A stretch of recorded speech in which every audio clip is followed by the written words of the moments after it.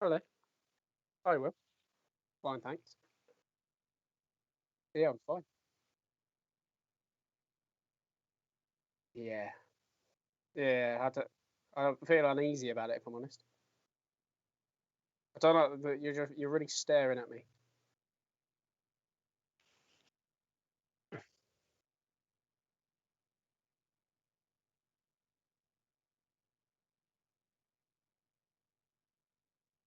Yeah. Should I do that now?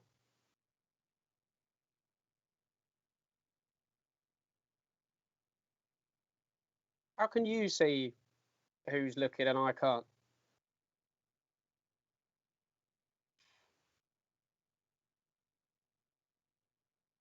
Stop trying to get me to do stuff.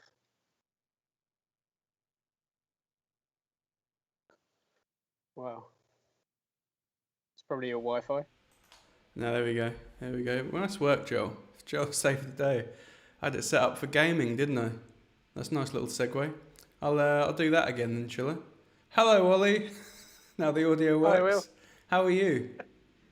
Yeah, I'm fully audible. Yeah, Thanks. your audio was audible, and mine wasn't. So Oh, so it was just you. it's all thanks to Joel. Joel's let us know. Um, It's a good job that like being good at audio isn't like a key part of your existence, it's isn't not it? necessary, no. In any way. Uh, it's I've always thought like, what are we on? Twitch. And YouTube Yeah. at the same time. Do you know what's weird about it, right? It's Go on. like if you have like 15 people Fif- watching you, 15. yeah, 15, like on Twitch or on YouTube, that doesn't seem like a lot, does it? I But mean, if we just had like 15 people in a room with us now, just watching us having a conversation, that'd feel like a lot, wouldn't it? yeah, too many probably. Yeah. Well, I can tell you there isn't anywhere near 15 watching right now. I can tell you there is. Uh, there's two on Twitch. Is one of them Mr. Beast? I hope so. I hope one of them's Mr. Beast. Are you Mr. Beast? Yeah, I'll because say. it'd be great if he just like dropped us a cheeky 10 grand or something. That would be. Have you seen that happen? Well, on a lot of YouTube videos, yeah. Oh yeah, I'd love Not in that. any things I've been in, because Is this it? is the first time I've done it. Is it like when you say three Hail Marys? What? You know, you say three Hail Marys and then like Jesus appears in the window or something. Have I made that up? Or are you talking about the Sandman thing, Yeah. where you say Sandman 3 times in the mirror with candles lit, and then someone kidnaps your wife or something Yeah, in the middle of the night? is that like Mr. Beast? Nah. Mr. Beast, Mr. Beast, Mr. Beast. See there? No, he's not. He's not even bothered. I saw one video where he was like, he was going on to people who had like less than 10 viewers, or like people who had minimal amounts of viewers, and then donating large amounts of money to them. And one of the people that he chose, it was just like a recording.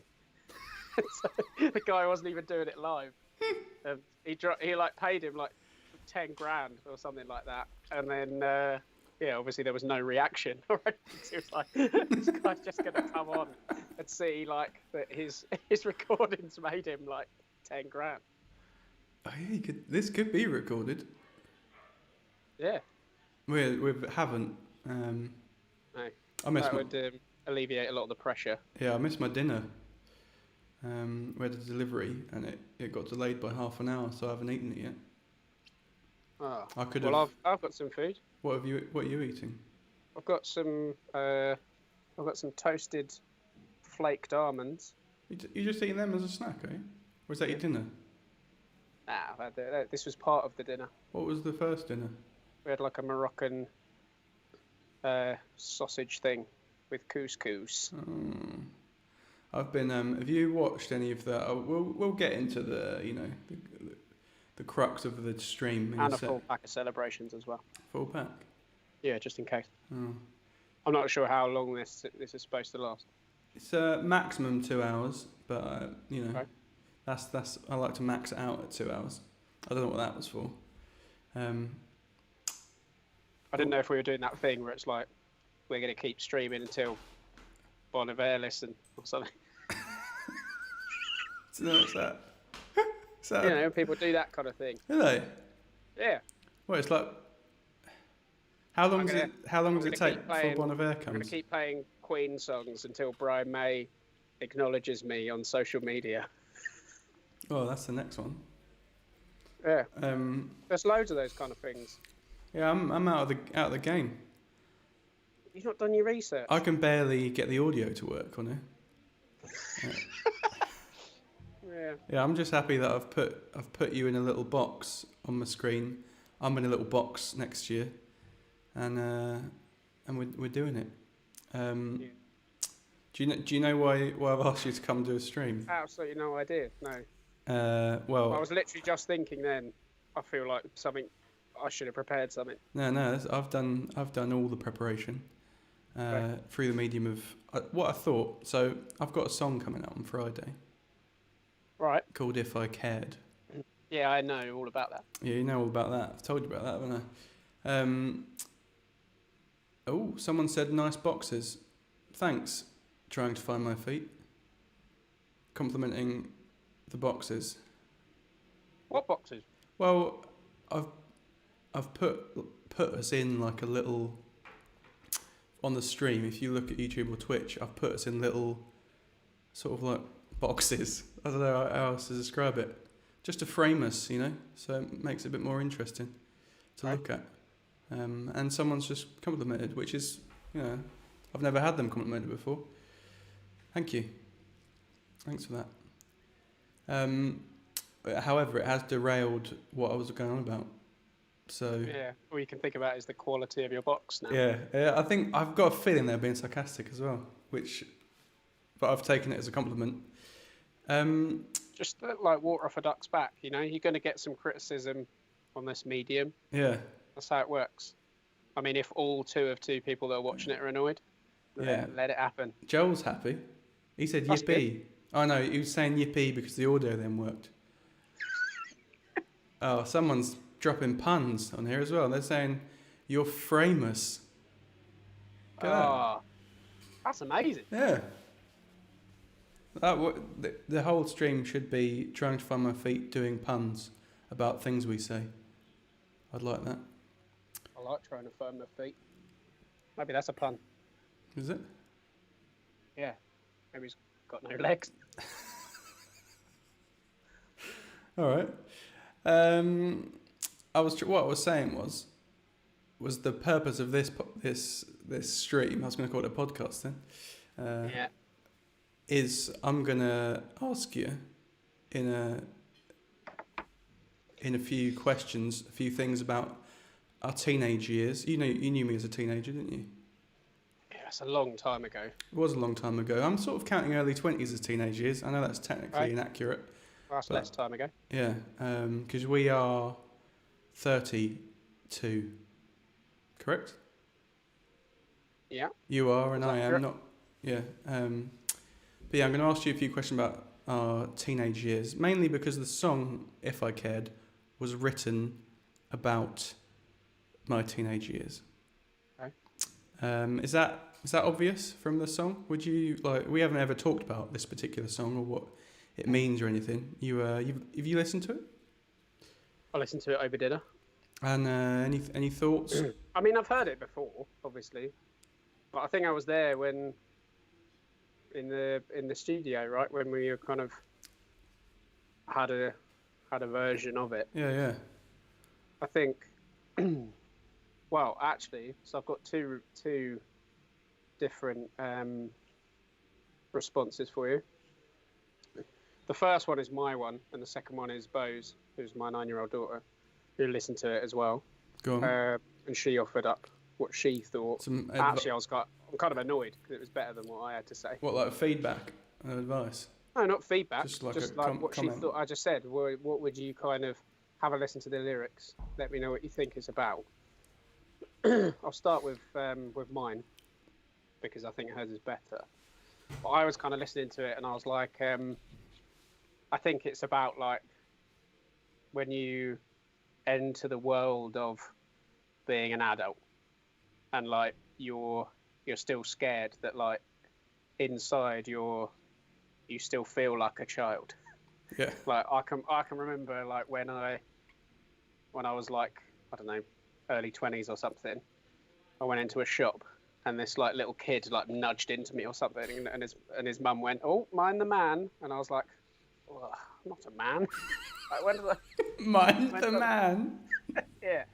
I was just like, when did I become a man to like other people? And in my head, I'm still like scared of everything, and like and that's kind of that was my thoughts. Is it's kind of like just having that that fear of like entering the world of being an adult and having certain expectations of how you're supposed to behave and think and act, but inside feeling very different. So that was my thoughts on it. Well, go on. And then Bo's thoughts, where I was like, "What do you think of this?" And at the end of it, she was just like, "It's about wanting freeness," is what she said. Wow. She was just like, it seems like there's lots of stuff that's kind of coming at you, and you just want to be free. Wow. So I felt like hers was better than mine. Yeah, more concise. She sort of distilled the essence of the song into very one word. Yeah. Freeness. Yeah. No, that's I think what I've enjoyed, because I've played it to a few people, and people have all kind of said the similar thing. Like either it's about like finding freedom or about this feeling unconfident with who you like, how you behave in the world. And actually, it's about lasagna. Yeah, it's about how much I don't care for the film The Godfather. I couldn't care less. Furious of how much people like it. Exactly. All I've got to go off is all I've seen about it, and I think I stole that from Family Guy. There's one that really made me laugh, and it was like, is it Pete? Is that the dad? What's his name? Peter. Peter, yeah, it was close. Pete will do. Yeah, it was close. I didn't know you knew him. Yeah, well, that's how I refer to him. Classic Pete. He said, he was like, it's just like a little skit where he was like, I don't care for it. I don't care for The Godfather. And so yeah, that was it. That's what the song's about. Me and Pete not caring about it. It's not that. I don't know where this is going. What's it actually about? Also, Try and Find My Feet said they've only seen the first half of the Godfather film. Any good? I mean, you only watch half of it. Can't be that good. I've never seen half of it. Yeah, well, Trying to Find My Feet has seen half of it. And no, it's not about that. Low attention span. Yeah. Well, it's just, who watches whole films anymore? People do watch whole films. It's long as well, isn't it? Isn't it like 3 hours or something? Yeah. You're going to catch us millennials watching that without looking at our phone a bit. You haven't got time for it. Watch it on double speed. Yeah. Do you like? Can you do that on watching films on films? Yeah, you must be able to. You told me that about YouTube videos. I'll do that now. YouTube videos, podcasts, audiobooks. Speed it up. Oh, podcasts! I've never done it on podcasts. Yeah, you can get through like a podcast like half the time. It's great. Yeah, that is good. Well, the song, what it was actually about was this feeling of like, I don't know, and again, in my head, I feel like I do this a lot where I'm like, oh, everyone must feel like this, because you kind of assume that, I don't know, young boys go through the same thing or whatever. But I always had this feeling that like every emotion, whether it was like sadness, happiness, like, well, not happy, it's more of the negative ones that you'd think of as negative, like fear, sadness, like resentment, like I don't know, all of the bad ones, they'd only just come out as anger. Like they'd be like, I couldn't really articulate or know how to navigate most of those emotions, so they just manifested themselves as anger. And so the song, and a lot of the times it was like anger or just like this kind of a nihilistic, I don't care about that, just pretending I don't actually care about anything. when I do, like, and I was very sensitive and lots of things affected me. So did you have that? I mean, I knew you. We didn't really talk much about our emotions at that age. Like, did you have a? Do you know what? Have I made any sense first? Kind of. Kind Like, of. I understand what you're saying, but I don't think it was. I don't know. I don't think it was the same for me because I don't really feel like. I don't know. I don't. Never really had too much anger as part of my being. Yeah. You know, like I don't really, like. Well, like, as I say, it's probably easier for someone outside of me to see that. Like, do you remember me being angry? No, not really. I mean, I don't necessarily remember me being like angry either, like like externally, but I just feel like it was. You did pull a whole shopping trolley over. But that that was preteen.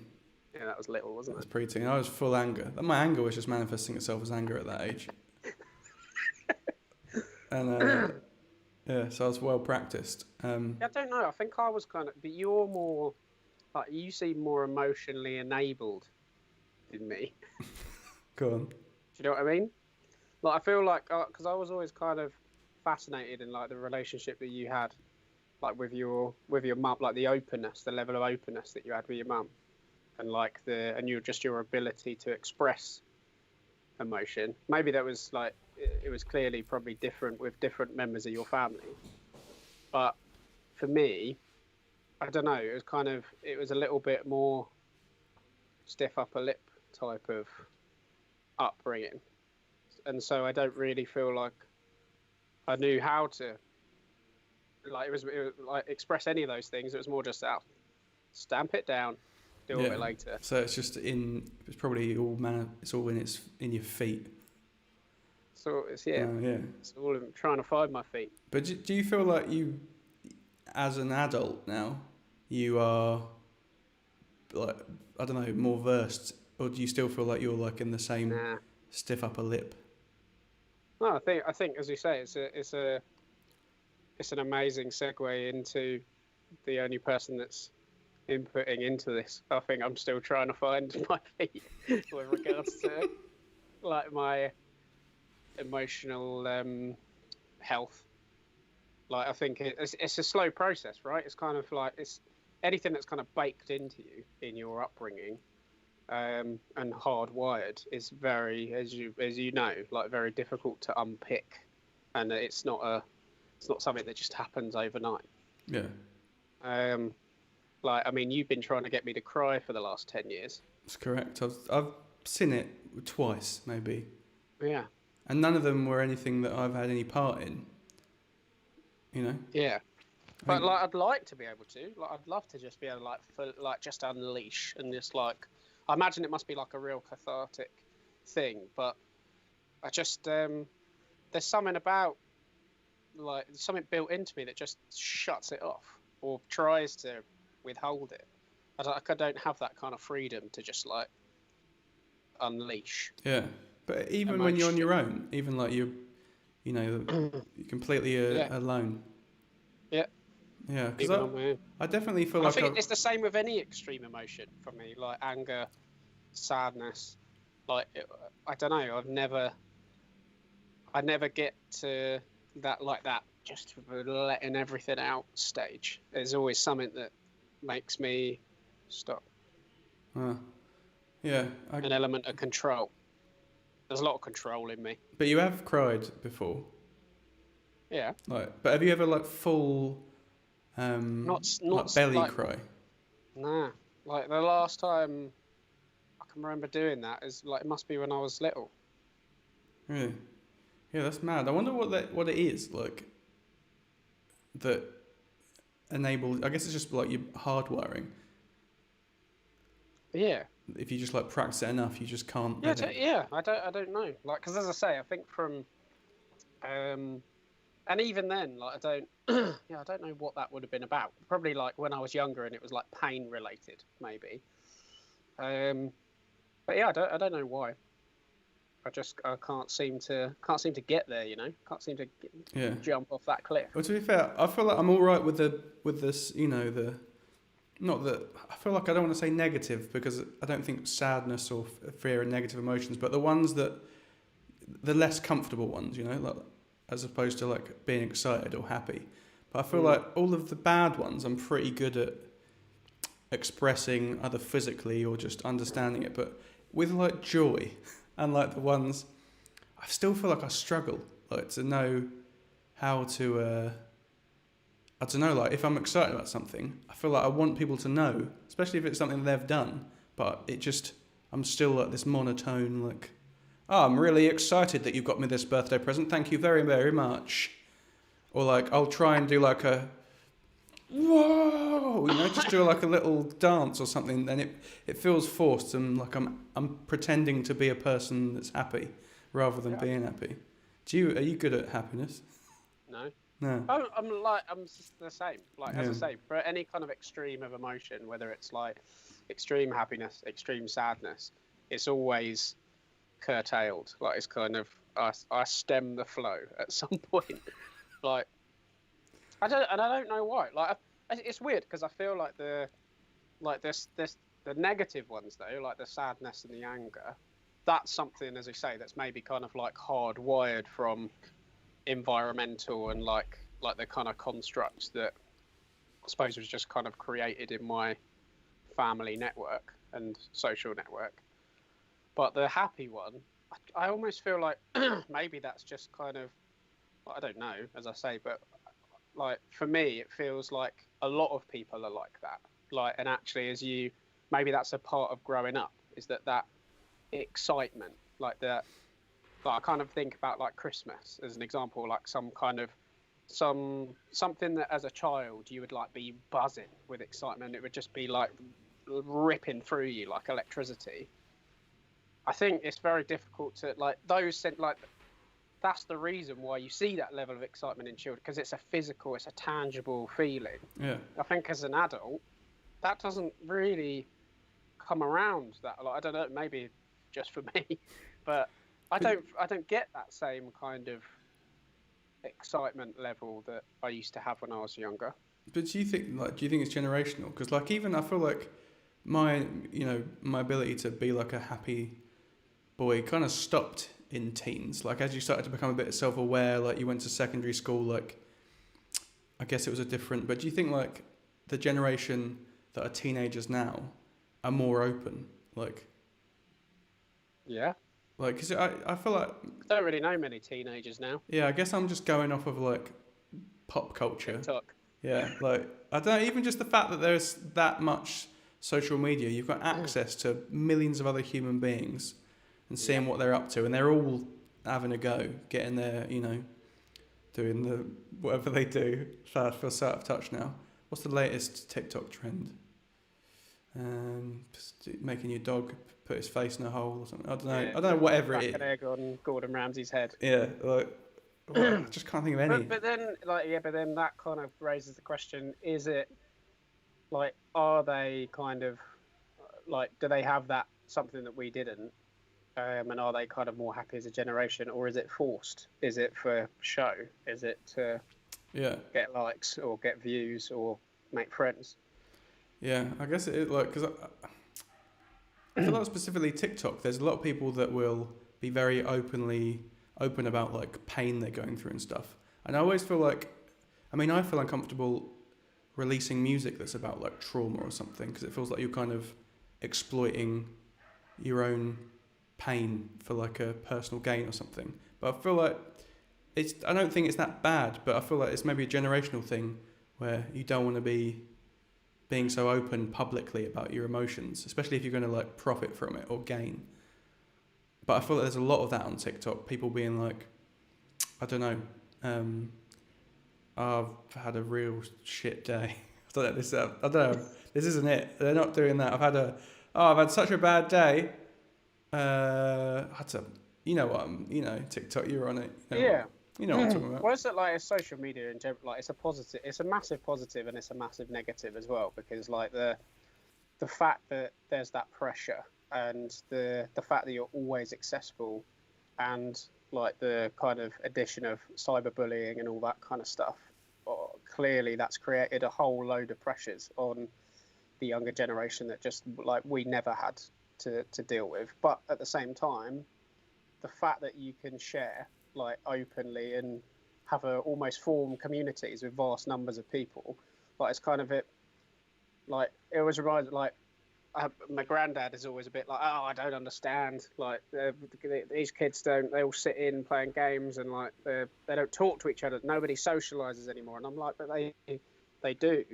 They just socialize. Like they socialize probably more than you ever did. Like like in your childhood or like probably throughout your entire life. Like they probably talk to more people in a year than you have done. Like the access that they have to different communities and like and fight like as you say, if you were kind of in the minority at school or like you were in a situation where you felt alone with the access to the internet now, like into social media, like children never have to feel like that now because there's always going to be someone that they can find that's like them. Yeah. Yeah. I think there's certain positives there, but then I think there's obviously that like there are the negative aspects as well, which it kind of it's a highly pressurized environment, and also I think there is an element of detachment as well when you don't have that kind of that real personal connection that maybe you get being in someone's presence. Yeah. No, like, I don't know. It's difficult, isn't it? What? Did I answer your question? Yeah, I think so. I can't remember what it was. I think it was Have You Seen The Godfather, wasn't it? Yeah, no is the answer. Not even the first half. Well, I had, another question. Well, I guess it's more like, because actually going on from that, like, Bo, your daughter, she is 9. Yeah. And do you feel like, because can you remember being 9? Do you feel like there's a distinct difference generationally? Like, do you feel? I don't know. I think I have a terrible memory of like being a child. Like I have. Like some people can remember in such graphic detail, like their ages and what they were doing at certain ages, and like I don't have that. I remember like certain events, like even like I think throughout my life, like I remember like certain events, but I can't remember specifically being like a certain age and feeling a certain way. Yeah. I think we've tried to like.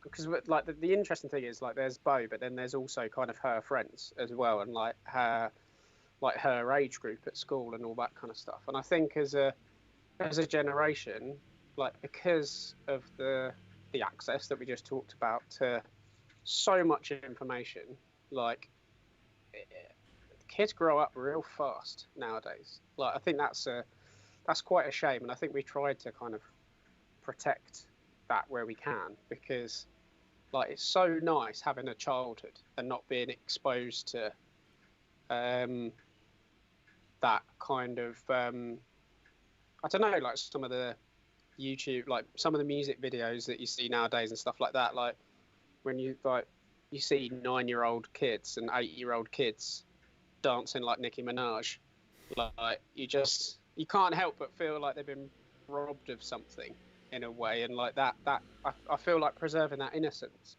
which I feel like maybe our generation, like we kept a bit of that because it was kind of on the cusp of like being introduced to the internet and having access to like MTV and all that kind of stuff. Like I feel like maybe you still got to kind of play out and be kids and like preserve that innocence a little bit longer.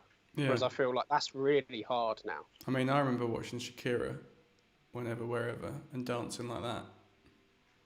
Yeah, well, like Tattoo. Yeah. What other ones? Avril Lavigne? I mean, I don't know how old I was when that happened. Yeah. But yeah, I get like... But there just wasn't as much, was there? Like, yeah, I guess you didn't now, have like, instant it's access. everywhere now. And it's like you think, like they're watching YouTube and Netflix and like they've got instant access to all of these different mediums, and all it does is just accelerate how quickly they grow up. But do you think that, like, because I guess the Nicki Minaj thing is probably like, I'm imagining you're talking about like sexuality and like, Yeah. as in like it kind of is giving you but I feel like you kind of already are sexually aware at that age, aren't you? Like 8 or 9. I'm not really like, I don't know, I can't remember it. I guess it's when your hormones kind of kick in. When you start going through puberty, do you know that? Well, yeah. Well, it's kind of dependent. I think for It's the girls, average. it's kind of it's anywhere from kind of, well, it can be anywhere from kind of 10, 11. Like girls are a little earlier than boys, aren't they? I think so. Yeah, maybe 10 or 11 to, and for boys, I think it's a little bit later. I don't know about sexually aware necessarily. I think like because when I was that sort of age, I think it was still very much like it was boys versus girls, and like you were like, oh, you got a girlfriend yet? No, they're disgusting. But it depends what you mean by sexually aware. Yeah, I guess I don't. It's fair. I don't really. I guess it's just this thing of growing up being, like, is dancing to Nicki Minaj, is that like, because you use that example of like people watching Nicki Minaj and then dancing, and that I think if you watch making them grow up faster. An 8 or 9-year-old like twerking or like doing kind of like sexually suggestive dance moves, it makes you feel like something's a little bit wrong. No, I get. Yeah, I get. Yeah, I guess. Yeah. You can't help but watching that, watch that, and just think something's not right here, and you should be playing with dolls right now. You know? Yeah, no, I get you. Or and I think that is a shame. playing World of Warcraft. How early can you play World of Warcraft? Is it got an age limit? Age restriction? Once again, it kind of comes back to your parenting style. Depends what your. Some parents don't like any kind of games or anything, do they? Like, there's violent connotations in it as well, so you got to be careful with that. What, in World of Warcraft?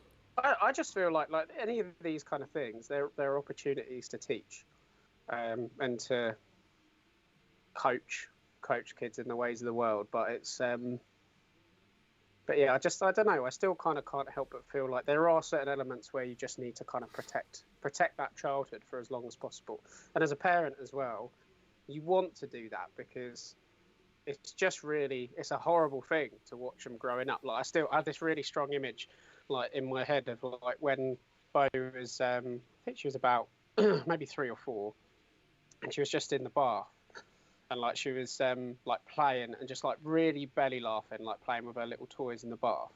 And it was just like this real moment where I was like, all I want to do is like capture this moment and like stop time, have like Bernard's watch, and just stop time, like, and just keep you like this, where there's no, like, you're not worrying about paying a mortgage or people being horrible about you or like any like, and that pure innocence of like just a pure, like it's almost like a completely pure happiness that I think, I don't know, like you don't really encounter that much as an adult, like 'cause there's always something else that oh, they got their troubles, but there's something else kind of going on in the background.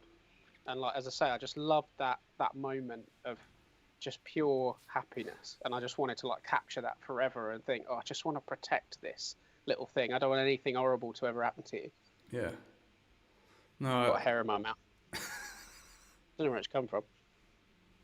Probably your beard, right? Yeah, maybe. Or your head, or your dog. My almonds. Yeah, alright. I can't remember where that came from, but I'll maybe a couple of people asked questions on the Instagram. Really? Yeah. To ask. I'm presuming this is to ask you, but I guess it could be for me. It's like. I don't know. It's probably more aimed at you. Well, it sounds like it was aimed at you because it's saying what was Will like as a teenager. Do you remember that?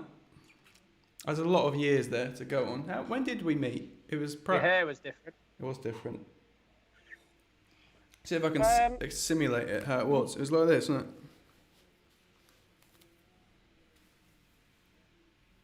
it? Good. Nah. No, not quite.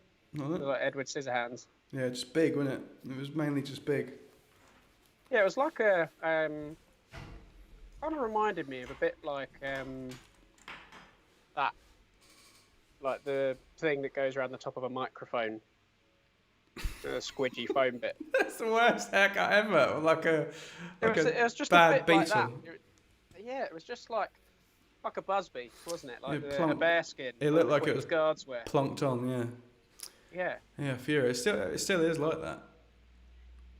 yeah, it looks better now though. It does. I think it looks. But I I think think it. you went through a period of like trial with it. You were just but I feel like maybe that was a tough time for hair all round, right? Because Yeah. there was a lot going on from like a straightening perspective.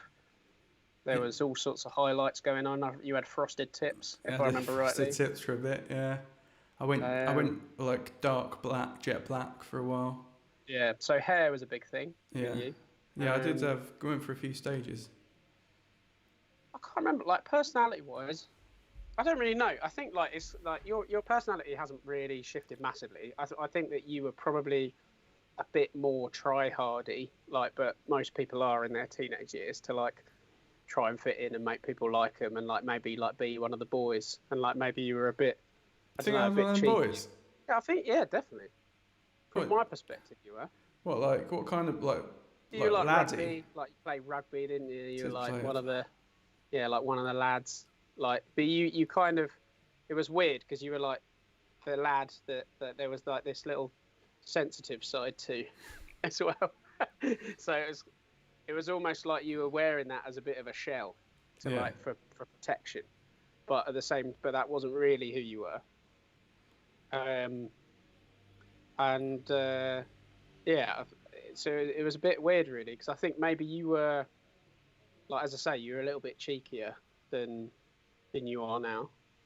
You were maybe a little bit like a little bit naughty as well, especially at school. But yeah, I don't know. You had like this inherent sweetness and like um, just caring nature that I think like is just a part of you that hasn't really. Well, it's only really got better over time as Well, well. look at this. Compliments coming left and right.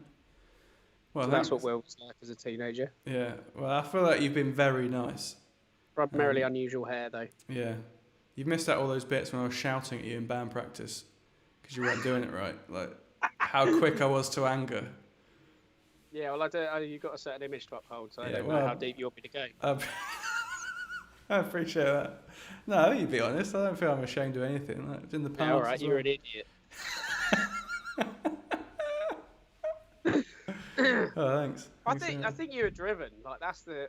I think all of those like um, it's a all of the anger and all of the stress associated. It was all just because you were driven and you wanted to kind of achieve something, and you, as I say, you knew what you wanted to do. You worked hard at it. And a byproduct of that is that you weren't really going to let anyone hold you back, whether it was me or anyone else. Well, you've turned around again. I should live stream you more. Because I've just it's come off the back as well of for anyone that is watching. I can't even see how many people are watching. I've lost the. It could be millions. Who knows Well, now? I still haven't logged in yet, so all Anyway, the Toasted Almond fans have logged in now. Running out. you did a nice thing for me recently for my birthday, didn't you? Yeah. Made Yeah. because we are, for anyone's watching, we do a podcast with two of our other friends called Harry and Joel, and The podcast isn't called Harry and Joe. no, it's not. Oh, Harry's here as well on the old YouTubes. Is he? Is he on YouTube or Twitter? It's coming up as both. No, he must be YouTube. Do you get excited when everyone joins? Yeah, I like it when Like every new listener. yeah, I like to give him. As your fan base grows, this is going to be a nightmare. Yeah, at this level, I can, because there's some people when they're streaming, there's like just so many comments, people saying, but I single out everyone that does or says anything. Some people, maybe that's bad stream etiquette, but I think it's nice. You walk in a room, you wouldn't ignore someone, would you? Maybe you would. No. I wouldn't. But then, do you like if you're talking to someone, and every time, or you're listening to someone talking, then every time someone new comes in the room, they go, "Oh, it's Graham. Graham, how you doing? Yeah, I do that. Yeah, nice to see you. You all right? Yeah." So anyway, what I was talking about. Oh, Lisa, looking good. Yeah, well, I guess it's a different social. That's the equivalent of what you're doing. It's just different social dynamic. I mean, I'm not doing that regularly. Three. Yeah, but I'm just painting a picture. 3 people collectively has commented. One of my favourite ones was a message, another question. This was through Twitter, actually. And this must be someone, because anyone that's watching, or does, because this will be posted to YouTube and Twitch for a bit of time afterwards. So people will be able to watch this. But What do you mean a bit of time? well, Twitch is like, I think it's 2 weeks, in YouTube. Well, then it goes away. Yeah, and then on YouTube it stays until you don't want it anymore. Forever. But yeah, so that is forever. That's what they also call it. Call it forever as well. Someone from when we were, before I kicked you out of the band. Now the band is just me. I'll just get you in when I want you. That's my ideal life. It's just everyone just works around me, comes in when Just use me like a rag. When it's time to do the dusting, you bring me out, and then the rest of the time you lock me in a cupboard. I'm going to do that thing where I ignore you because someone said something Oh, okay. profound in the chat. Augusto Braga has said, "Hey, just want to say that Phoebe Waller-Bridge is bigger than Shakespeare. Phoebe could do Romeo and Juliet, but Shakespeare could never write Fleabag." I'm not sure what to make of that. I think Sounds pretty insightful. it does, doesn't it? Like, What's a flea bag? it's a TV show that Phoebe Waller-Bridge wrote. Okay. It's Yeah, I don't know any of these modern references. What's Phoebe Waller-Bridge? She is a pretty famous writer and comedy writer, I guess. It's like kind of dark comedy. I think you'd like Fleabag, actually. Okay. It's real good. She also wrote Killing Eve, I think. So what's the intent behind that comment? Not sure. I think big fan of Phoebe Waller-Bridge's. I think maybe either this person thought we were talking about that, or they're on the wrong. They're just they've misread it. I mean, to be fair, you do look like Phoebe Waller-Bridge. You have no idea what she looks like.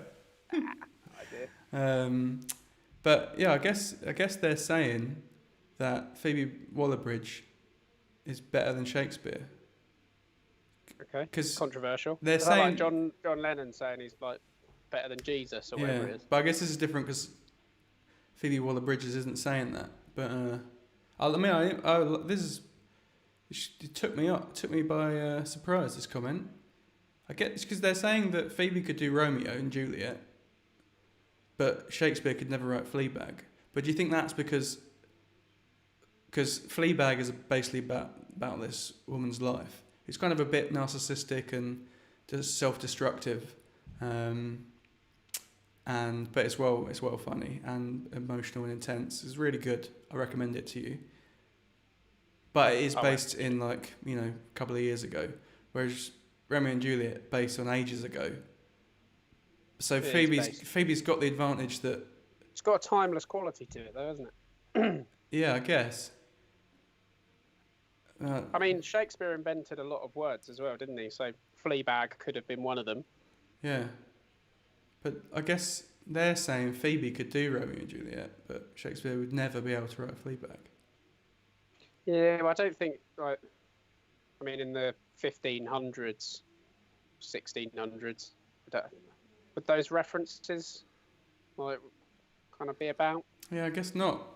Exactly, that's the thing. I haven't seen Fleabag. Maybe it's just a fact. I don't know if maybe it's just a fact, not an opinion. If you could, expand on that,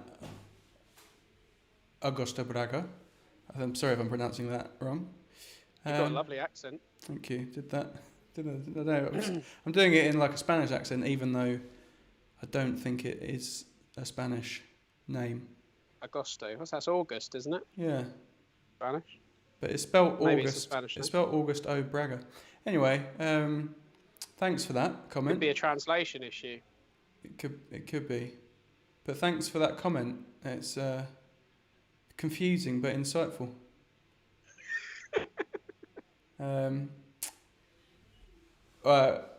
That's what happens when you just engage with people who walk into a room. I know. This is the thing. It's been derailed now. Yeah, I can't remember what was going on about. Oh yeah, Instagram question. That was it. My favourite one, but it must be someone that hasn't basically watched or carried on following what I've been doing, and asked, when did we break up? As in, like, and I take it to mean because we're in a romantic relationship. Oh. Because before that, they'd gone, nice to see you still doing music even though you've broken up. Like, as in, like, because they commented ages ago, back, like, around, I think I recognise the name from, anyway, I take it to mean a romantic relationship. So when did we break up romantically? Well, we've never really broken up romantically. That's true, isn't it? That was one of my favourite things that happened on YouTube. I think it was on Bone Fixer, or, you know, the live recordings we did. And someone said, Where you kissed my little head. yeah, and I think people just assumed that we were in a relationship because we were very tactile with each other. Yeah, it's just two guys, you know, in a church, Yeah, playing music together. and just touching each other each side. Yeah, of a it. little bit intimate, don't you? Yeah. So that was a question I enjoyed. I'm sorry to disappoint you.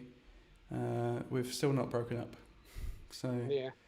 We never break up. exactly. We're eternal. It's eternal. Another question. What No, was? maybe it was about the music specifically. It could be. It could be about that. Well, we I guess stopped doing stuff. Probably like officially.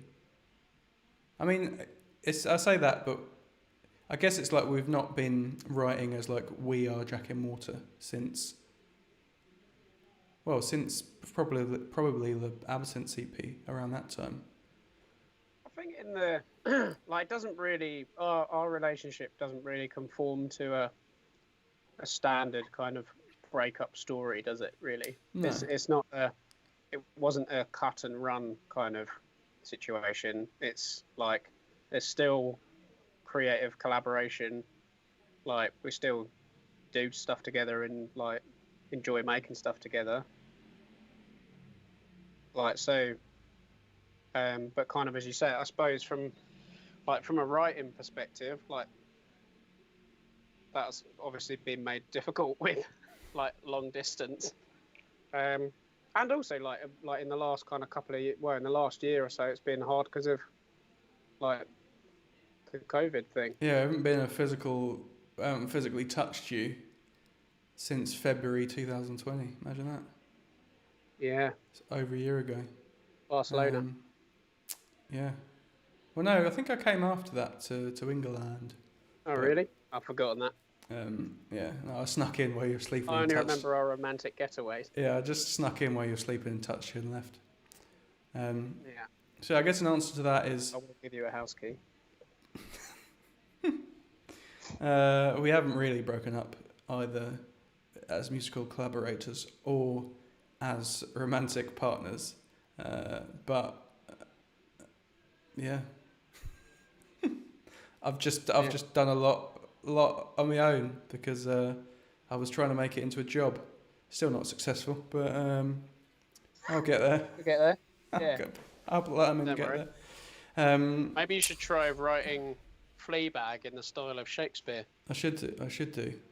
Do you have another question? Okay. Do you remember the first song you wrote as a teenager? Do you? Do you The first song I wrote. Yeah. I can remember the first song I wrote, not with you, like with my friend Jazz, when we first, like, he introduced me to guitar, and it was just like a little rubbishy kind of little acoustic guitar, and I couldn't even play like power chords or anything like that. It was literally just kind of putting one finger over like a full fret and then just like strumming, like, I don't know, fret 3, 5, 7, just kind of going backwards and forwards. And we wrote a song called The Hairy Chickens. What was it about? It's pretty graphic, so I won't go into the details, but Yeah. it was titled The Hairy Chickens. Wow. That's a lot more interesting than I can't remember what the first song. I mainly ripped off other songs. I think I know what your first song was. Go on. One of them. That sailing one. Yeah. I'm sailing! Yeah, Sailing far away. yeah, that was That one, wasn't it? that was. I have a very strong image of you just like really sweaty, like With on the that edge bowl of a haircut. stage. I was real close to you, and you were just like really sweaty, just like girding and like just really pushing it out. Sounds like you were in pain, Yeah. like singing it. No. I'm glad you sorted your vocals out. Yeah, it took a while, didn't it? I'd say it took. Yeah. I think it's in that podcast that I mentioned earlier that you did just for my birthday, where you talked all about me. Joel said it was a compliment and a dig, I think, at the same time. But he said that I don't have any raw talent. It's just I've just got talent through you repetition. didn't go into detail of the podcast, by the way. I think you got interrupted by maybe someone else turning up. It's been impossible. Someone has said something. Again, Harry's doing jokes now. He said do some covers. Oh no. I just turned on the piano, get it ready, just in case. Yeah. But yeah, I think that was probably the first song that I ever wrote that when it like got played live. But I remember I did a song that was pretty much a Sum 41 rip-off. I used like the same lyrics and just changed them slightly. Yeah, that sounds like you. Yeah. But yeah, it was dull. But I was trying to go back when I saw that as far as I could find the earliest things we'd done. And I couldn't, I've lost a lot of, I'm sure probably Harry's got some, but the earliest songs I could find were like Made of Ghosts and that era. Right. When was the last time you listened to Made of Ghosts? Which one? Well, either of them. The first original recording we did, or then the Abbey Road one. The first original one was ages ago. The Abbey Road one was probably, I don't know, it's definitely a couple of years. Yeah. I thought, because I'd said that we were going to listen to some older songs that we've done together. Should we listen to it? Oh, yeah. Talk about how we felt. But I think maybe, should we listen to the... I've got both versions. But Should we listen to it or talk over it? Or what's the format? I think either or. Like, I can't pause it in the setup that I've done. So, we'll just, it will be... I think talking over it is fine. What should we go? I feel like listening to both of them is overkill. But original Made of Ghosts or Abbey Road version?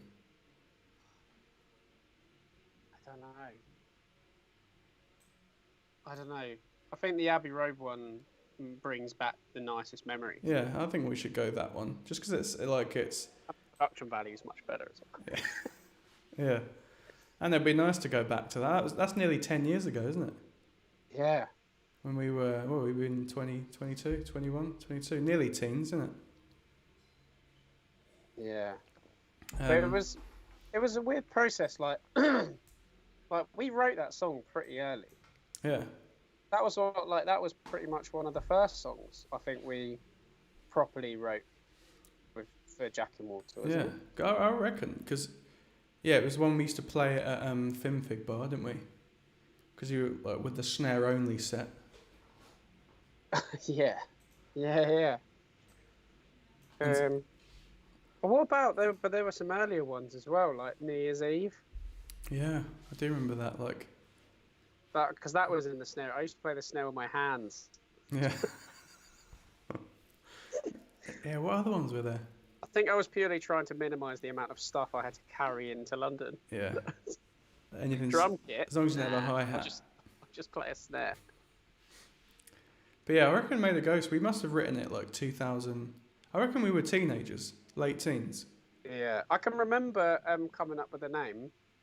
Like I can remember just being stood outside in the cold, and you were like, I was just leaving. I think I had to be somewhere or something like that, and I was like rushing off, and it was evening. Can you remember this? No. And we were like by the side of your house in Stebbin, and you were just like, I can't remember why, but you were like, we need a name for it. Like, so I think we'd just written it or something like that. And I was literally getting in my car, and you were like, just think of something. And I went, I made a ghost. You were like, yeah, right, let's use that. Yeah. I just got in my car and drove off. Yeah, that's great. It's a good name. And it kind of ended up like, it's one of those weird things where I don't know if the lyrics came at the same time as writing I think it was more just... I think initially it was just noises. Yeah, probably was. I think the lyrics came later. Yeah, I think That's a lot of our songs. We're like that as well. the name of the song influenced the lyrics. Yeah. Yeah. That's definitely the case. Well, should we listen to it then? The Abbey Road one. Yeah. I'm gonna press play now. Here you go. Glad you've still got it.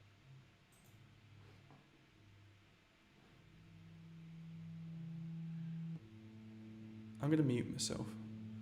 I'll mute myself as well.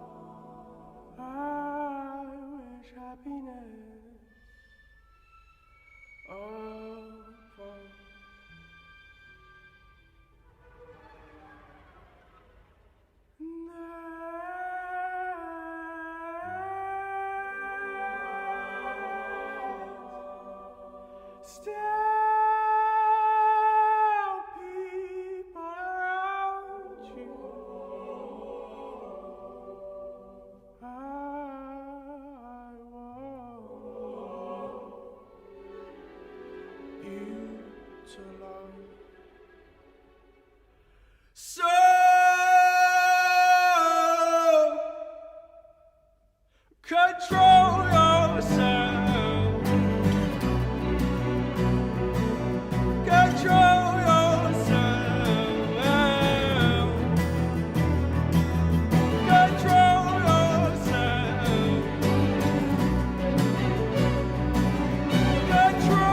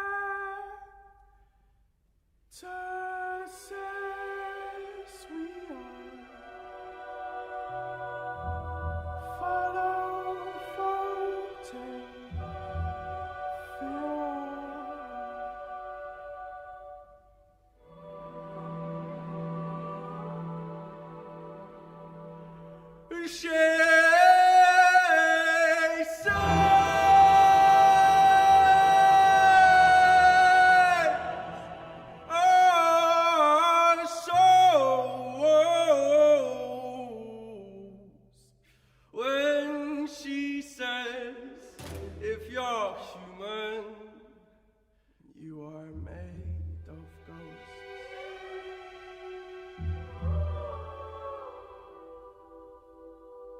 So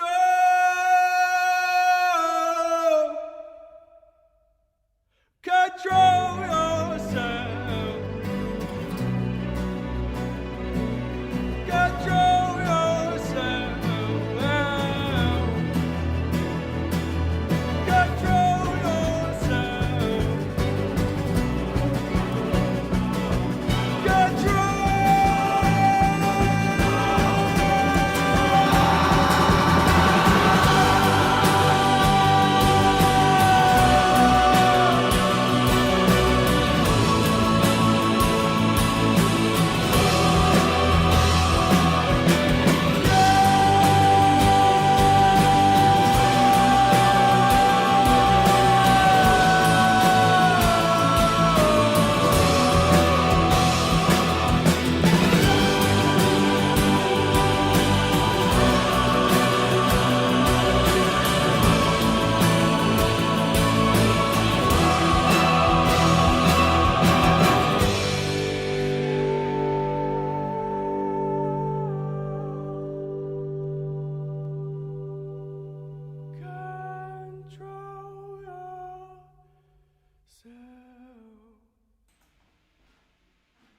Wow, I listened to that for a while.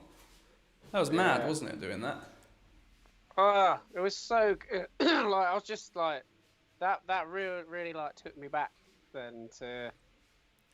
There were so many amazing moments, weren't there? Of like I can kind of just remember when the London Symphony Orchestra were like recording that, and we just like we got pulled out into Studio One and just like stood next to the first violinist, like when they were playing it, and I could just remember like it's just the most overwhelming feeling, wasn't it? Like, Yeah, it was. When you were just there in like an orchestra, just like playing your song. Yeah, that we've written some shed in Essex. Yeah, we definitely cried then. Yeah, I cried like little socks off. It was meant because we didn't even have to like. I remember it was Simon Hale, wasn't it, that did all the strings. Yeah, I was thinking of him as well. And it was just like we hadn't even heard because obviously we'd seen the music, but I didn't have a clue what any of those little symbols meant back then. Yeah. And it was just it was crazy. What do you mean back then? Oh yeah, I'm well versed. Yeah. You tell me what treble clef. You're a sight reader. Oh, treble clef. Back nine. The wiggle dong. You know, all those. Well versed. You say the back nine. The back nine, you know. This is the back nine, isn't it? Yeah. I was. But then, like, it was coupled with horrible stress and anxiety as well, of like having to like you're with like the best engineers and like they were also like giving us the option of like using session musicians and stuff like that. We're like, no, there's no way. And then it probably took me about 500 takes on drums. Yeah, as well. I think that was like I found that a bit more stressful even recording vocals. I think was doing because we did it live as well. You were fine. Well, it was so definitely I all had on an easy me. bit. I was just so stressed out. Yeah. Mine was just like playing 4 chords over and over again. You had to actually like keep a rhythm. Yeah. But it's weird listening back because I feel like again I feel like I'm overcritical probably of my own voice, but like it was pitchy, wasn't it? Like the falsetto. Yeah. I like, noticed at the time. Listen to me. Yeah, like, I don't know. Maybe I don't think I was as like critical of my own voice back then, but it was quite pitchy on the falsetto bits mainly, which is most of it. There's a purity to it though as well. Yeah, no, I guess there is like it, but that was mental singing in Studio One. Do you remember that? Yeah. Just like we got all the studio, like it was like Studio 2. Yeah, that's where we did the guitar, drums, and did all the instruments and the live recording in Studio 2, and then orchestra, choir. It was at Crouch End, wasn't it? Yeah. Festival choir in Studio One, and then your vocals in Studio One. Like just that image of you just like stood there in the middle of Studio One, just like screaming into the microphone. It was just like the best thing ever. Yeah, it was mad. Do you remember when we had to go back and do the press shots? And it was us and that, I can't remember his name now, the guy from Manchester. And we had to like do this thing of us like Stephen, yeah. We had to do this thing of like us all singing into like the mic at the same time. Kind of walking across to the little zebra crossing. Actually, yeah. Now you say it, I do remember that. Yeah, that was mad though. Yeah, you entering into that competition has made me more competition encouraged. I don't think that makes sense. It was so ridiculous as well because it was literally like it was the least effort. I couldn't even remember entering it. Like, but it was so. For background, what were they? It was for Abbey Road's. Was it 80th? Yeah, I think 80th anniversary. Yeah, it was for their 80th like anniversary, birthday celebration, whatever they were calling it. They did like an anthem competition. I can't remember where I saw it. All I remember that I did was I literally just uploaded the audio file and said, please find. It was something like, I've attached our song Made of Ghosts. I hope it makes you smile. That was like it. It was like I wrote like one line. I think I did it while I was at work or something like that. And they actually said to me, like when we went, like they were like, it was the shortest entry submission that like everyone had written like and submitted like all of their sheet music and like they'd written like essays to kind of talk through the process and kind of how they'd crafted the song. And literally I just attached an audio file and put, I hope it makes you smile. That was it. Yeah. Well, but it got us in, didn't it? I also missed that call as well. I had a voicemail from Eric Whittaker, which I probably should have kept.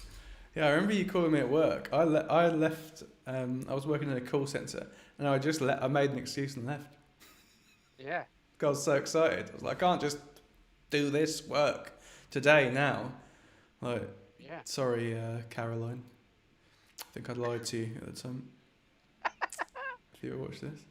Yeah, that was crazy. I loved listening to that. Like, yeah. That always, like, there's something about it. Just brings back like such great memories. Like of, as I say, all those kind of like, all those different images of us like just being in that place and like as you walk through the corridors and you see all the pictures of like it was like we were in like the craziest part of like musical history, like just recording our music with like amazing like artists with us as well. It was crazy, wasn't it?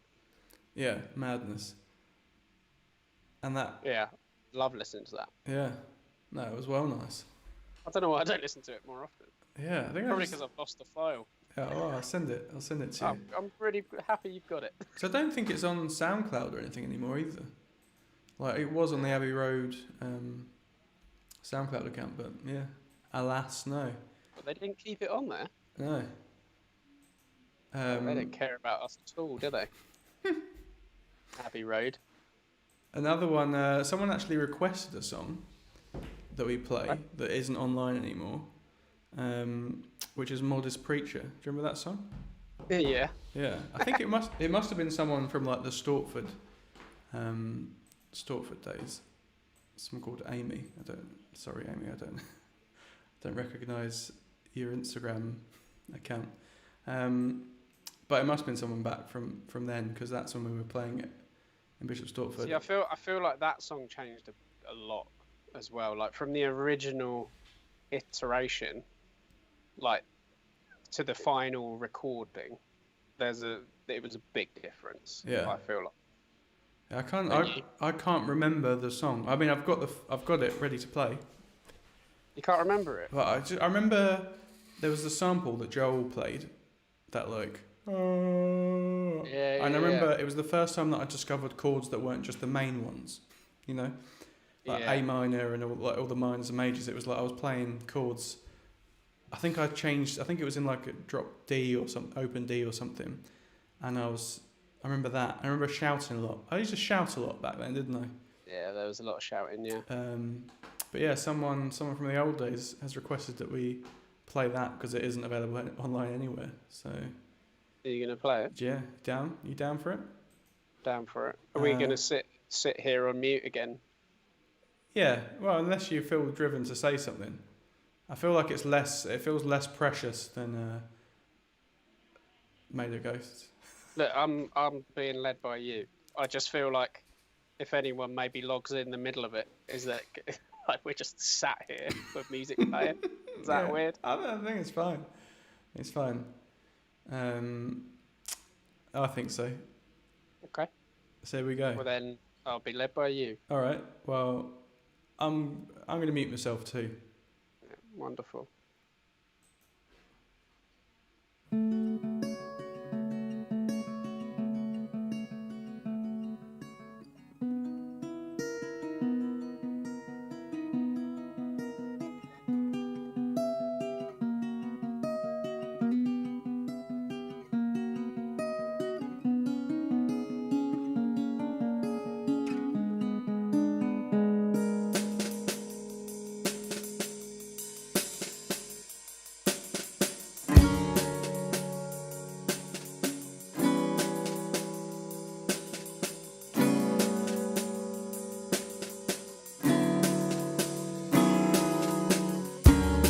Efforts concealed, but you feel it. You can't believe it till you've seen it.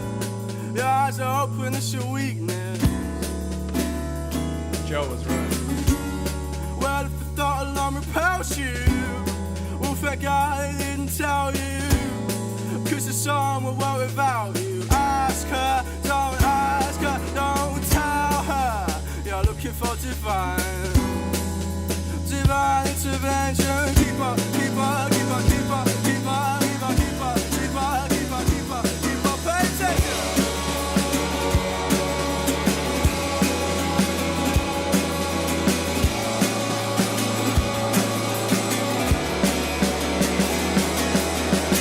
And if you wait for a connection, don't rush for science to gauge the meaning of affection.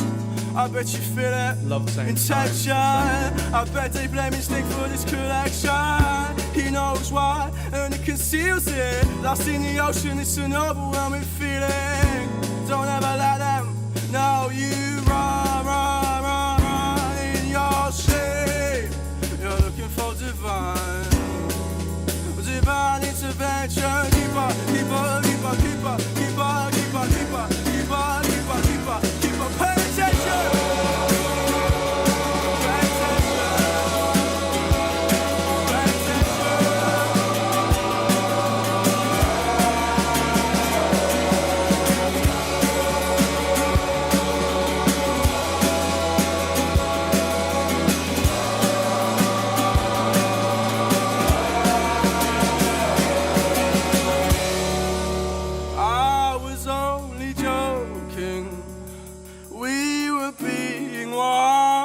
That's why my words were covered in cloth. Wait until the darkness, till they take us off. Show us our 7 gods. She says, why are you holding on? 'Cause you'll miss the summer, 'cause you'll miss your mother. Another one, I swear.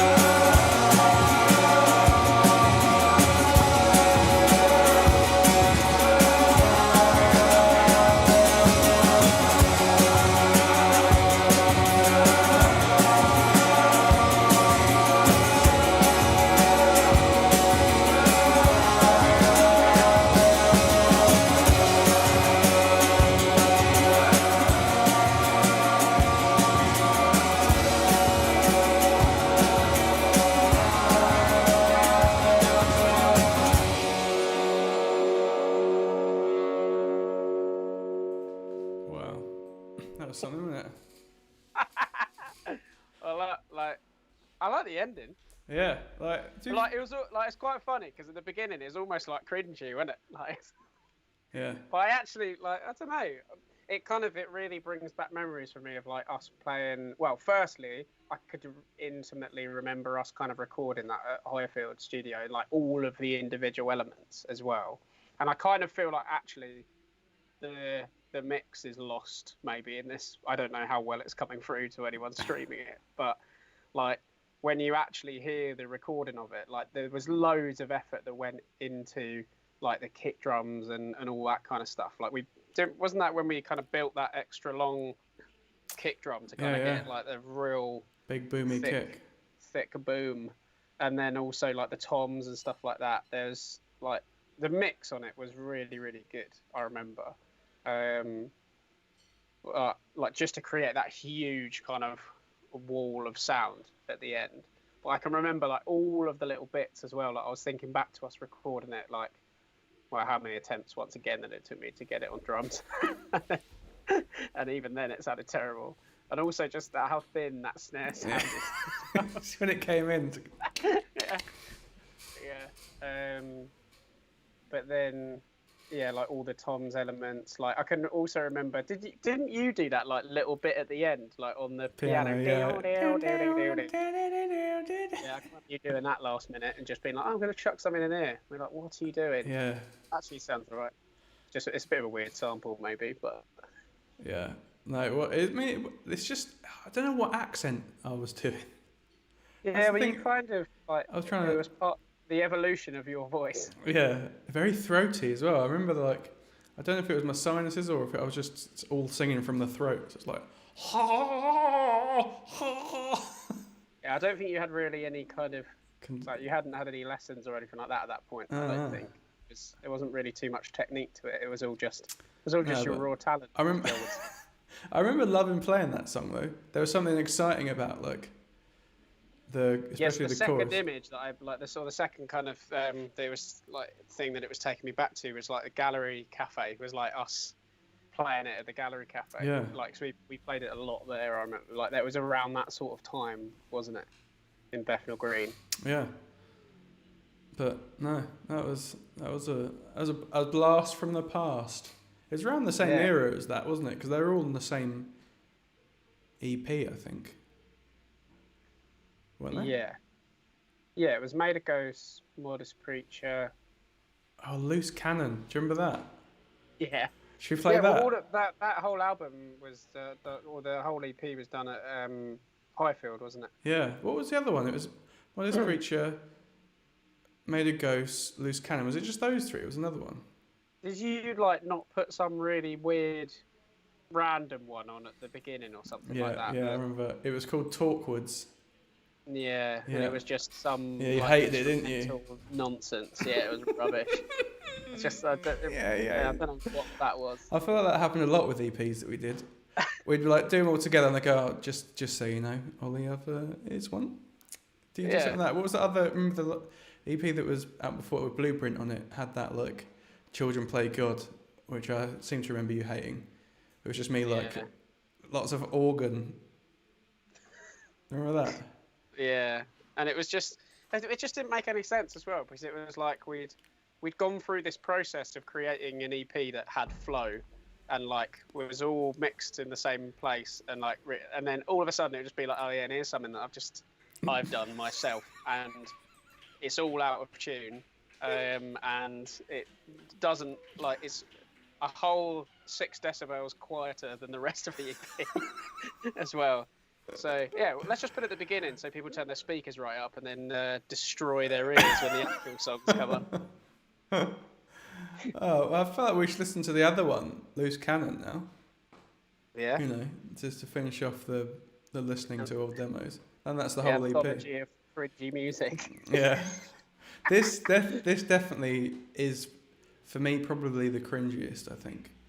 Yeah. Because I think, again, it was like, me and Joel wrote this, like, we wanted like a chanty one. I think we were listening to... this is where you made up a word as well. You and Joel were brilliant at just making up words. Yeah, what was it? Oh, I guess we'll hear. Do you remember what it was? Was it Phrygian? No, it's take our words and pour them in. Oh, poor until they. If something. It was the Stickler word in. before skin. Stickler in skin. Yeah. Yeah. Is that not a Or they word? burn your stickler in skin.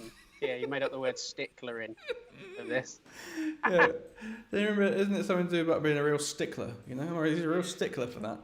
That goes up there with a list of words that you've made up, like critisments. That was another one that made its way into one of our songs in the earlier days. Yeah. Yeah, because we were Jack and Water at this point, whereas Yeah. before that we were Blunt. And Yeah, then- well, the theme of making up words that don't mean anything carried through. All right, here we I've go. finished all my almonds now. Oh, well done. I think I've got an ulcer. I know it's from watching you eat almonds. Yeah. All right, let's listen. Do we have a name for this EP? Do you remember? Yeah, I think. I have no idea what it was, but yeah, we had names for most of our EPs, didn't we? Yeah, 'cause I remember For All the Work. That was one, but I don't think that So was this that was one. the first one, wasn't it? Yeah, I think so. The one we did on, but yeah. Anyway, Loose Cannon. Here we go. Do that. Bloody hell, what's that?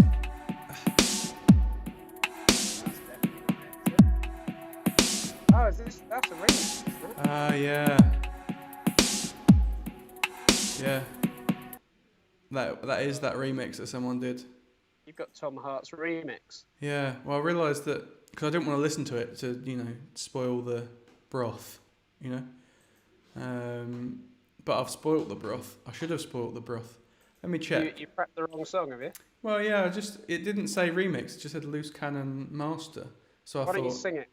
Just to. I can't remember how it goes. stick her in Talk, then just ready. Take our words and then pour them in. Or no, take our words and something them in. So this declaring skin. Yeah. Well, I've got. I'll tell you what I've got though. What? Talkwards. Have you really? Yeah. Yeah, play that then. All right. Just- Let's see. I think it's about. I I've wanna got a know feeling if it's 12 minutes long though. So maybe I'll skip I through don't it. know if it's as horrible as I remember. Yeah, I think it is. Maybe it was this. I think this was a horrible one. Let's listen to it. All right. Because I want to know what your review of it is. Oh. But it sounds good. Is that the start of it? Yeah, no, that's. I just want to see how long it is. It is. Yeah, it's really long. Well, we'll listen to snippets of it because it's like 7 minutes long. Yeah, well, Here we go. I think you should be forced to listen to all of it as a form of torture.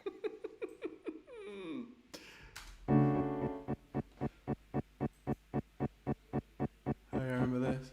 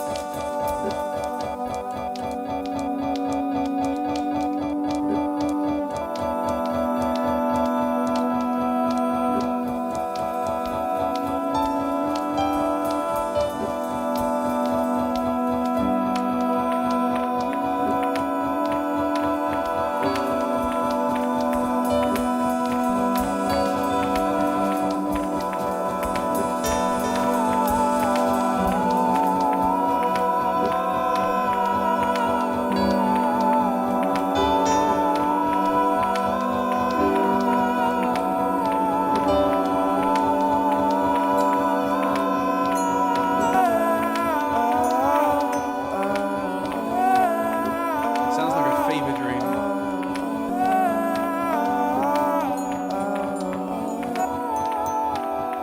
Sounds very self-indulgent. Well, it's still the intro. About 3 minutes in. There we go.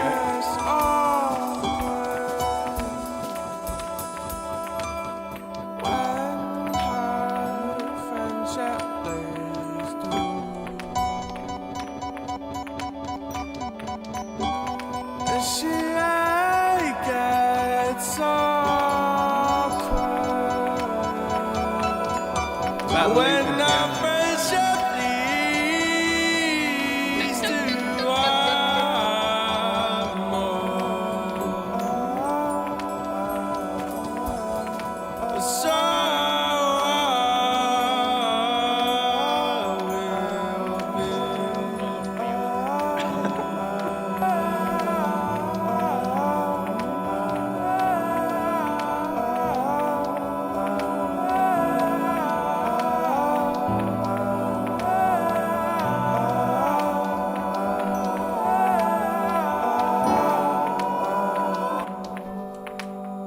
Oh, that bit's over. Was that the one that my dad cried to in that film that we made? Yeah. Now I've discovered reverse. Just reverse that piano. You're just playing with all the bits on your new Ableton system that you just got. Oh, I found echo. I found glitch. Oh, here's reverse. Yeah, I think I just wanted to be Radiohead and Bjork at the same she time. take us all. Oh, a little bass line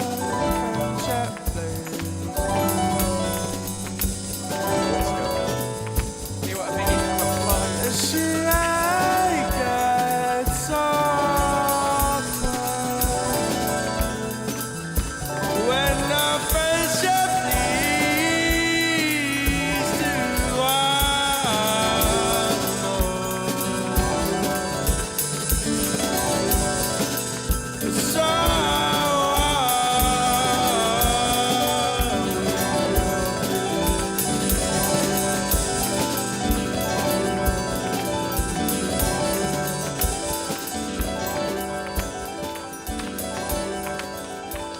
Pressing all the buttons, weren't you?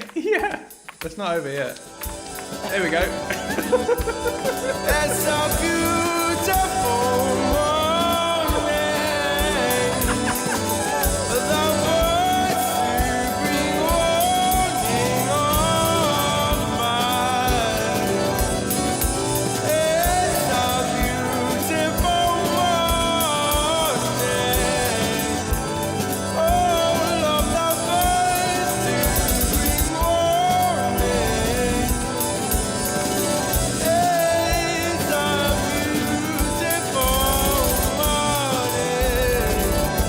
All the words to bring warning. This is horrible.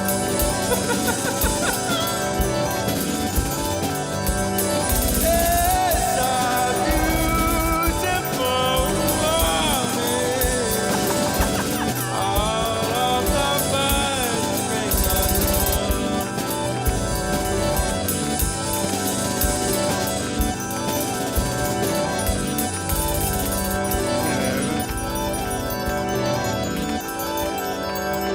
Look and spill here. Yeah, I think that was all the instruments that there was in the studio. Yeah. Wow, that was, yeah. Old me loved that though, didn't I? Oh yeah, you loved it. So I was just like, "What are you doing? Like, it doesn't flow. Doesn't make any sense." It's like having starter, main course, dessert, and then your head cut off. It's just like.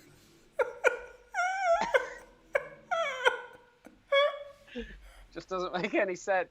And you're just like, that'll do. Needs to be Yeah. longer. It's not an EP otherwise. Yeah, you can't have a three-song Can't have EP. 3-song EP. Needs to be 4. Just Yeah. chuck any old shit in. Oh, it just Press all the buttons for 7 minutes. as well. Like I don't even know what I was singing about at the end. That was the only A bit I beautiful heard. morning, clearly. Yeah. Did you like as well? I think the lyrics were, "It's a beautiful morning. All of the birds do bring warning."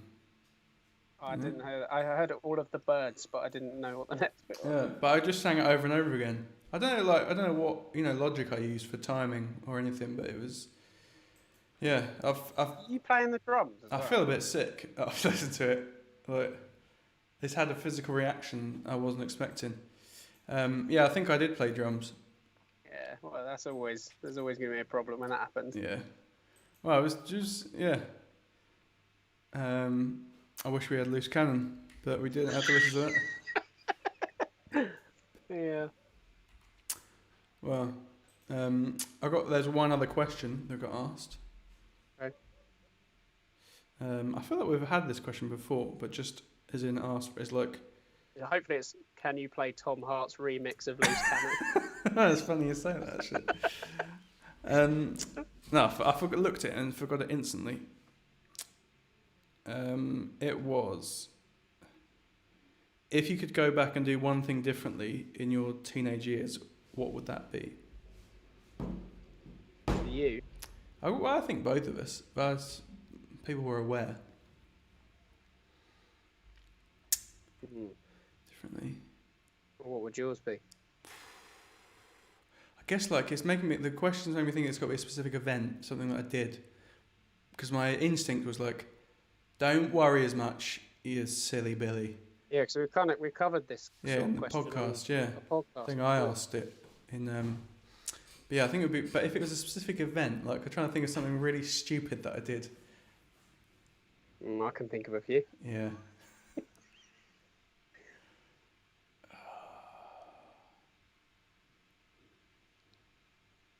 I can't really... Probably don't put that song on the EP. Could have been famous, huh? Couldn't we? Yeah, I think they've got a lot of potential, but for some reason there's some chaotic nonsense at the end of every one of their EPs. Who does he think he is? I don't think of event, but I think that would be it. Is worry less, and yeah, because there's nothing really to worry about, especially like. And I think also kind of like maybe just being in the moment a bit more and enjoying it. Yeah. Like, because we did some really cool things, and I feel like the connection that we had and like writing music together, like in not just us, but like as a group of friends as well. Like that's something really nice to share. And at the time, it was kind of like filled with like angst and like stress. Yeah, just trying to make it as like. Yeah. And like when we were gigging all over London, like it's one of those things, I suppose, but where you kind of look back on it with fonder memories than like the reality of it at the time. But I think that would kind of, I just kind of wish I would have enjoyed it a bit more. Yeah, no, I think I'd go for that one too if I'm allowed to, because I feel like just especially to do with like music and stuff. It was just because, I mean, we all wanted it to like, for to be able to like make money out of it, or for it to be a thing we did, and so you just tried so hard to like, but sometimes just by that you kind of miss. I feel like I've only just got the hang of that now. Like I feel like this album I just recorded is the first time I enjoyed the whole process from start to finish. There was little stressful bits, but I just enjoyed it. Like I enjoyed like. But I felt I never remember enjoying recording. I felt like Abbey Road is the exception where I was obviously nervous, but I remember there were so many moments where I just felt this is crazy. I remember filming it all on an iPad like a little mum. But do you think that's because I suppose now you're able to, I suppose like the stress isn't all on you necessarily, like to do it all, and so therefore you can kind of focus on the bits that you actually enjoy rather than having to worry about all of the other stuff that goes with it, and like but ultimately being the kind of, I don't know, like you were having to worry about like corralling all of us and drive it, like you were kind of always like driving it and trying to get stuff done and worrying about artwork and like all of those bits, whereas now maybe you've got a bit of a better support network. Yeah. So actually it gives you more headspace to focus on the stuff that you actually enjoy doing. I think so. I think it's also part of it. I think it is age as well, because I feel like I've been doing it for so long, and it's like, you know, it'd be very easy to kind of be bitter and annoyed that, you know, I'm not as like, I don't know, financially stable or successful as I would have liked to have been, you know, by now. But I think going into the album, I was like I feel very lucky, like, you know, record labels paying for me to do this. And like I'm going in like a lovely studio with a lovely producer, like getting to like work with string, like all the things that I would have wanted to do, and actually thankfully like thinking like, oh, I might never get to do this like this again, maybe, like, and have someone pay for it. So if I can't enjoy it, then what's the point? Like, there's no guarantee for what it will happen, so I might as well just enjoy the process, and I did. And I wish that I could have taken that mentality back. It's like, what's the chances of going back and recording like we did? Remember when we recorded the Meaning of Events at my dad's house? Like, that was like, I feel like I do feel like I have like fond memories of all of the recording experiences that I've done, but I feel like. But do you think that's looking back? Yeah, definitely. Like, it definitely is. Because at the time, I can like. I remember being stressed as hell. Kind of riddled with stress and angst. Yeah. And not. Yeah, and like. And not because I'm kind of the same. Like I look back and just think like going all the gigs that we did in London, and like every week we were like going somewhere different and like gigging around, and yet at the time I can remember it being horrible. Yeah. Whereas now I look back and I'm like, oh, there's some great stories, and it was a great thing to do. No, I think it's definitely that. Like that's what I'm saying. I wish that like I could go back and enjoy them, be in the moment, like you kind of said earlier on, because that can't happen again probably. Like getting every one of those people in the same room to do that, like it's and rather than worry like, oh, I hope this does really well and this like gets us places, like because I guess it's always a balancing act of sometimes it will be a bit stressful or like a bit pressured because if you're recording like a vocal part or whatever, but it doesn't have to be horrible. Like, because it is fun. That's the reason you want to do it, is because it is like a powerful, like meaningful and fun thing to do. But it's easy to suck all the fun out of it if you're putting everything on it. It's like, this needs to be perfect. Yeah. And clearly, listening back, none of it was perfect. Anyway. Yeah, but it was perfect for you at that point in time. Exactly. It wasn't for me, but it was for you. Yeah. I can remember being completely honest and open with my feedback. Yeah. And criticisms, if you want me to use your word, Joel. Yeah. No. Oh, well, yeah, that was a good question. That was it. Question. That was it for the questions. Unless anyone is still watching and has a question for either of us. I enjoyed that though. I enjoyed that little trip down memory lane. Wasn't it? It's nice just listening back to it. We never talk about that stuff either, really. No. Like we reference it every now and again, but you kind of never go into detail around the memories and actually like listen to the tracks and stuff, because that's the great thing about like music as well, is it kind of transports you back to like all of those lyrics. Like I heard them so many times, and I don't know, I find the whole process fascinating, like the muscle memory aspect of it as well. Like I don't know if I told you this, but I remembered how to play Swan Song the other day. Like I haven't played it for like years, but I found I can't remember where I was listening to it, but there was some recording of it somewhere, and I started listening to it, and I was like, oh, I think I can probably like roughly work out where that chord should be, and it just like came back, just like I haven't played that song in when was the last time we played that like Swan Song together? I don't know, it must have been around like 2013 or something. Yeah, so like 8 years ago. Yeah. And I have not played it at all since. And I sat down at the piano, and it just like the first bit, not all of it, clearly, because we used some insane chords that I think we were just like laying arms across the piano occasionally. But like that first motif, like and all the little twiddly bits and stuff, it just like came out. It was crazy. Do you reckon you can remember it? You got your piano on? Yeah, I'm just trying to see if I really don't think.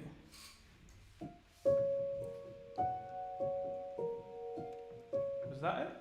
Yeah. An octave higher by the sounds of it.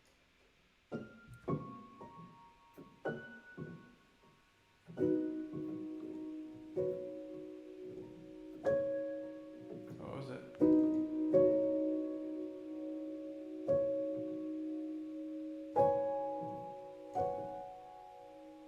Yeah.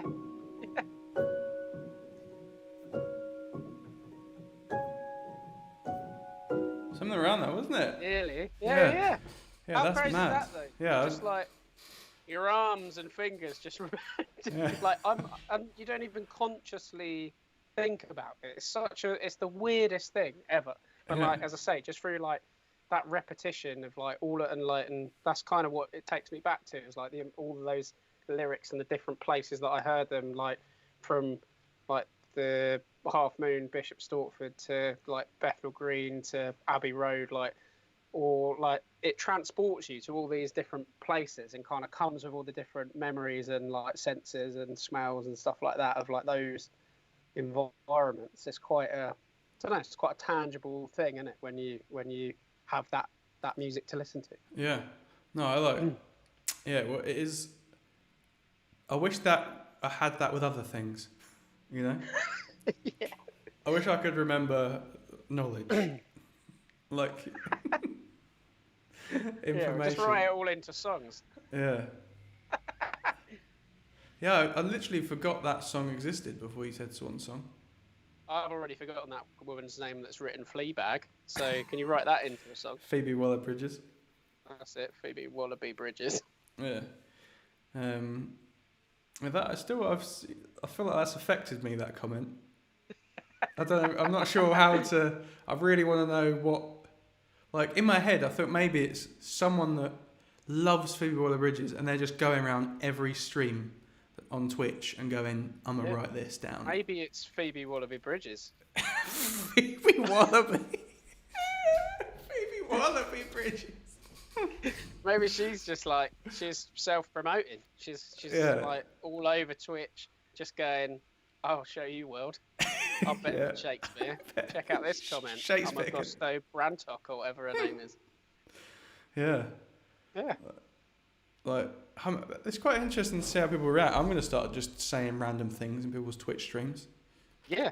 It's going to go on like, do you know, I do watch on Twitch sometimes because he seems to be always on. Is what's his? I don't remember his name, but see if you remember it from his Twitch name is Completed It, mate. Right. Okay. Who do you think that is? Yeah, I think you should just go around all of the different Twitch streams and just comment on there. Not sure if you've heard Jack and Water, but he's probably better than Keanu Reeves. So. Yeah, much better than Keanu Reeves. Yeah, everyone loves Keanu Reeves, don't they? Or that other guy that plays. What's That's it. in the Matrix. Yeah. That was great. Yeah, that's the only bit that I know. You got the slow mo down. Yeah, it's difficult to do in portrait on my. Yeah, did you still fit in your box? Yeah, I wasn't. You couldn't see a lot of me. I was working restricted. You got any questions for me? So, this is what I said at the beginning. Like, I should have prepared something, shouldn't I? Well, I think you're good off the cuff, aren't you? I feel like we're rounding off. This feels like we're rounding up now. You know, have you enjoyed this? All right. Yeah, I've really enjoyed it. As I said, I think it was a real nice little trip down memory lane for me. I think. All right, I've got a question for you. How? So from when we started, like writing music, and like you started kind of creating your own music, and like all of the like, what's the most important lesson that you've kind of learned, like on that journey, that kind of I suppose you'd want to pass on to other people that maybe, as I say, just kind of either starting out or struggling, maybe kind of going through a bit of a rough patch, because we did a lot. But what have you kind of learned? And maybe it goes back to what we were just talking about, but I don't know if there's anything kind of unique to you that you feel would be kind of good advice. I think because again, it's funny that I would think of myself as a perfectionist because I definitely never did, but I wish I'd have just put things out more often, like and allowed because I feel like and just being more consistent with it because I feel like we'd often put stuff out and then I'd think I'd be disappointed by the outcome of it and then it would almost put me off continuing to do it. Whereas I think if I wasn't so worried about the outcome of each project and I just focused on the craft, I probably would have got to a place where I felt more comfortable with songwriting quicker rather than like these kind of ups and downs and worrying so much about how it was received or if enough people listened to it or whatever. So I'd say like I'd put more stuff out and I'd write more fearlessly. Because I feel like I think that's good. Yeah, troughs of confidence. That's really good advice because I know that like we definitely did suffer with that, like kind of everything had to be just so, like even to the point where you kind of routinely endlessly change songs, like to the point where like that was part of the reason why they never got released as well, because you'd listen to it back and then you'd be like, oh no, that like I've listened to it twice now, I'm bored of it, or I need to add a new bit or something like that. And so it would just it would be an endless cycle of like development where you're trying to get to this kind of nirvana state, whereas actually do you know what, it kind of takes me back to, I think I saw someone doing a presentation on it where they were talking about this spaghetti sauce company. I think I've told you about it before. But it was kind of talking about how this company were like trying to make the perfect spaghetti sauce and getting like the perfect recipe for it. And then this like, I don't know, this marketing guru like came in and pretty much told them that look, ultimately you're never going to get the perfect thing. But what you can do is look to cater for lots of different people. And so his guidance was, look, don't make the perfect recipe, but make like one with onions or one with like extra garlic and like mushrooms and all this different type. And so the more you release, I kind of feel like the same applies to music in a way. The more you release, like the more content you put out there that is still an expression and isn't just kind of stuff like Talkwords that you're just lobbing out there to fill up an EP, but you're kind of catering for everyone's tastes are different. And so kind of that variety and like regular release of content, it's probably catering for more people than you trying to get that perfect song. Yeah. Especially now as well, like you can put a song out and it'll be on Spotify the same day. I'll put it on SoundCloud, like.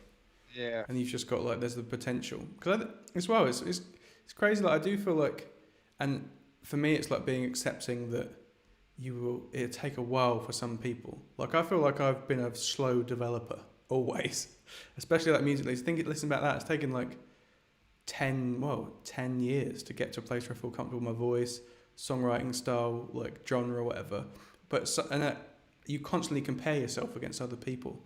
Like I feel like if you're like 18, 19 now, and you're like, well, Billie Eilish exists. She just seems to like flawlessly put out these amazing.